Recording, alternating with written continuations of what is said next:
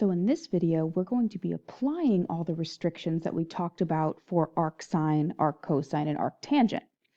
So as a brief reminder, from the previous video, we learned that the arcsine function was restricted between -1 and 1 for the domain and -π/2 to π/2 for the range. And what this really means is that the arcsine is restricted in quadrants 1 and 4.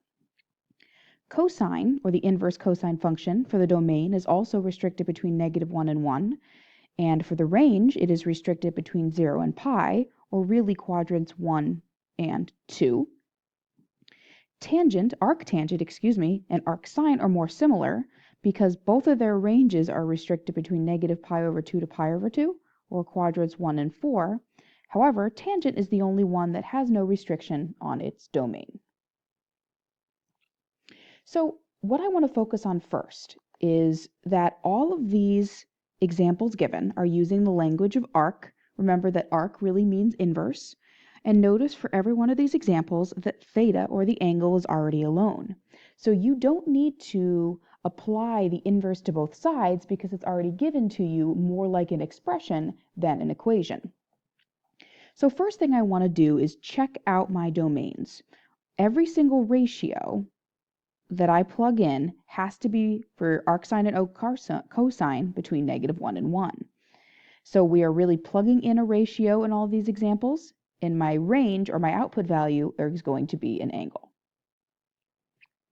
So for part A, is 0.7 for arcsine within the restrictions of -1 to 1? It is. I want to check all of these before we really start solving. Is -0.7 within my restrictions for arcsine? Yes, it is. Is 1.7 in the restrictions from -1 to 1? No, it's not. So we'll come back to that. Arccosine, or inverse cosine, every ratio has to be between -1 and 1. This is, but 1.7 again is not. Arctangent has no restrictions in the domain, so all three of these are possible. So if we actually go back and find these answers, remember that for part A, this really means theta equals inverse sine of 0.7. So if you were to plug inverse sine of 0.7 into your calculator, please make sure that your calculator is in radians. If you plug that in, you would get that your theta value is 0.775. So I plugged in the ratio of 0.7, got out an angle of positive 0.775. Something that I think will help later and visually now is that, remember, arcsine is restricted in quadrants 1 and 4. So if you get a positive angle and a positive ratio, that means that your angle is in the first quadrant, and 0.775 would actually be your reference angle. For part B, if you find the inverse sine of -0.7 in your calculator in radians, you would get -0.775. It's interesting that this is the negative angle of what I had originally. It actually will make sense, though, when we think about a picture, because where is arcsine restricted? Well, between quadrants 1 and 4. So if my ratio is originally negative and my angle is negative, that means that my angle that my calculator gives me is in the fourth quadrant. So if I drew this would be -0.775, which means that my reference angle would be positive 0.775.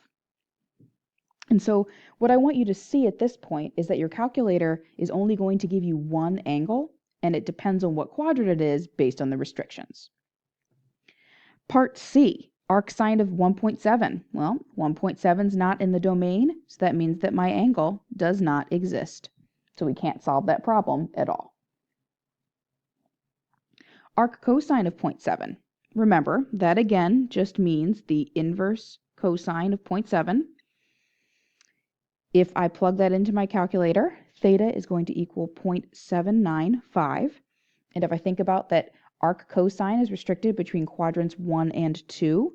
Because my ratio is positive and my angle is positive, that means that my angle is in the first quadrant, and 0.795 would be my reference angle.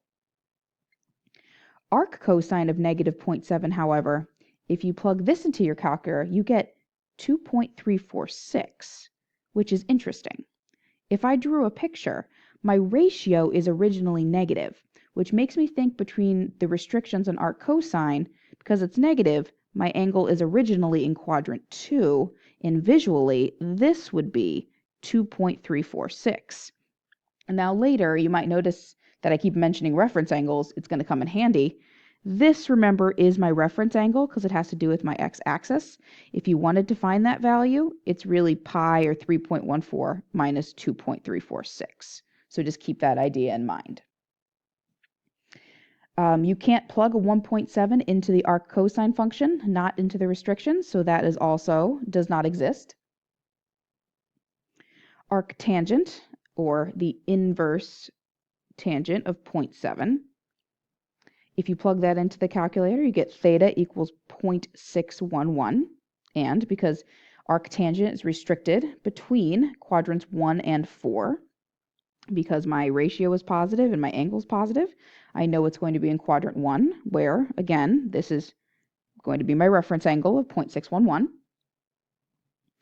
Arctangent of negative 0.7, if I plug that into the calculator, I would get negative 0.611, and notice that tangent acts a lot more like sine than cosine.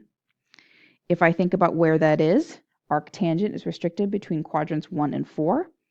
So because my ratio is negative and my angle is negative, I'm guessing it's in that fourth quadrant there. So here's my angle, negative 0.611, which means my reference angle will be positive 0.611. This example, again, is possible because the tangent domain, or arctangent domain, has no restriction.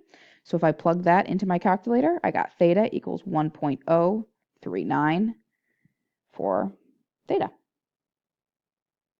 So all of these are focusing on just one quadrant answer.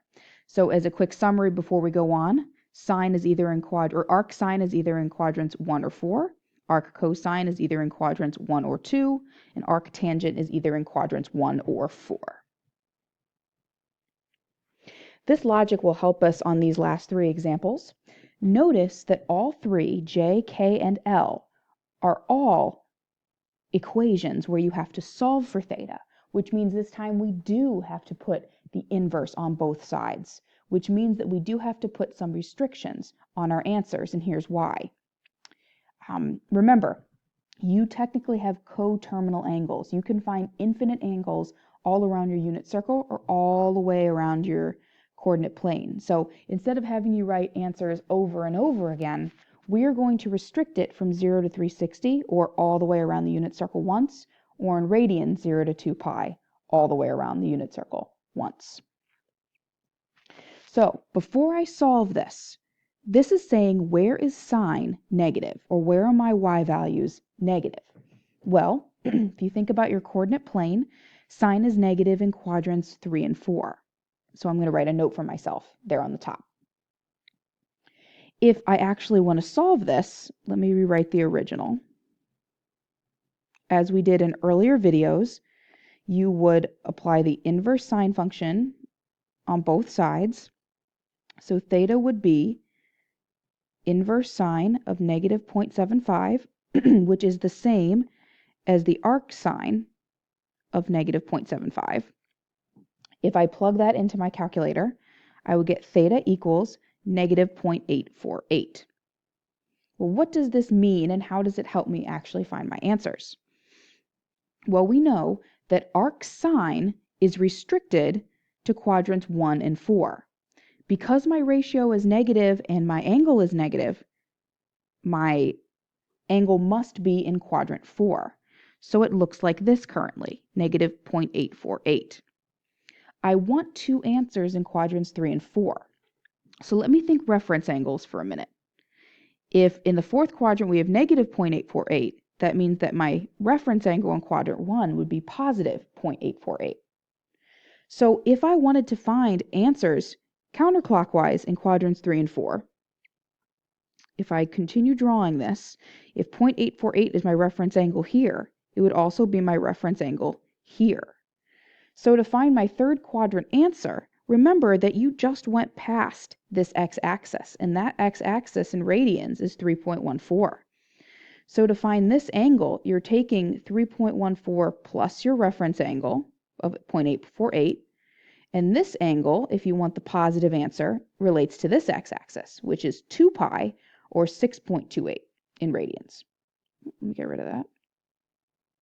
Sorry. So this answer would be 6.28 minus the reference angle of 0.848, because in the third quadrant, you're just past pi, and in the fourth quadrant, you are just before 2 pi. So that means that your two answers where sine is negative would be 3.14.848, which is 3.988. And if you take 6.28 minus 0.848, you would get 5.435. And so what we did on the previous slide here is this answer helps you decide what quadrant you're in, which helps you determine the reference angle, which then can help you find your actual answers in the quadrants that matter. Let me show you another example, because at first this could be definitely a little confusing. For part K, where is the cosine function negative?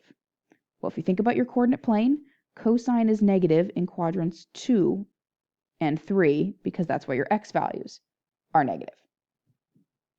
So if, like this example, I solve for theta, I'm going to skip a step this time. If I apply the inverse cosine to both sides, I would get inverse cosine of negative 0.75, which is the same as the arc cosine of negative 0.75. If I plug this into my calculator, I would get an angle of 2.419. Now, what does this mean? Well, arc cosine is restricted to quadrants 1 and 2. Because my ratio was originally negative, that means that my angle is in the second quadrant and currently looks like this. 2.419 is not a reference angle, but if we found the reference angle here, that would help me find my answers in quadrants 2 and 3. If I want to find the reference angle, remember this line is pi, or 3.14.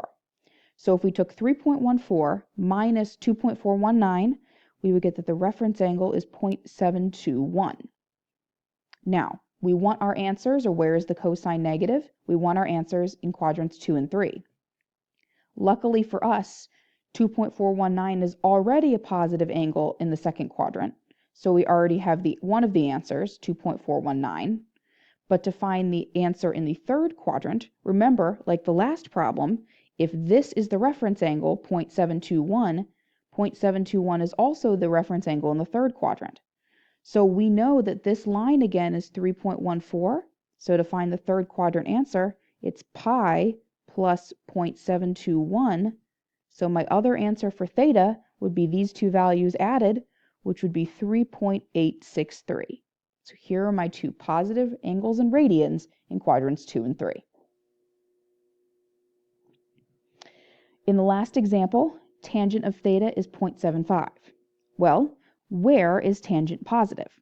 Tangent is positive in quadrants 1 and 3 because that's where the ratio of y over x is positive.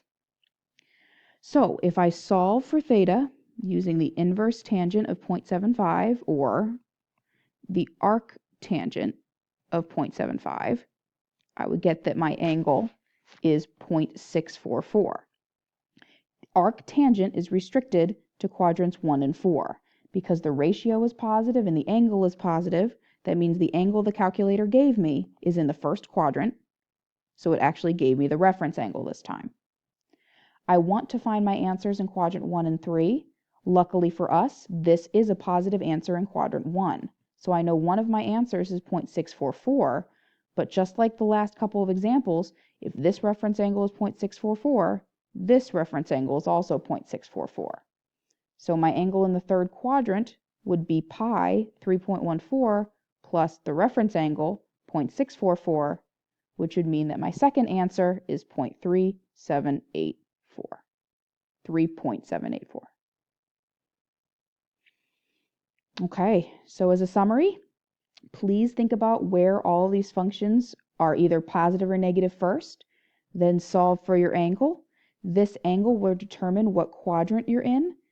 If you draw a picture, then you can find the reference angle and then think back to what quadrants you can actually have based on where your sine, cosine, or tangent is positive or negative.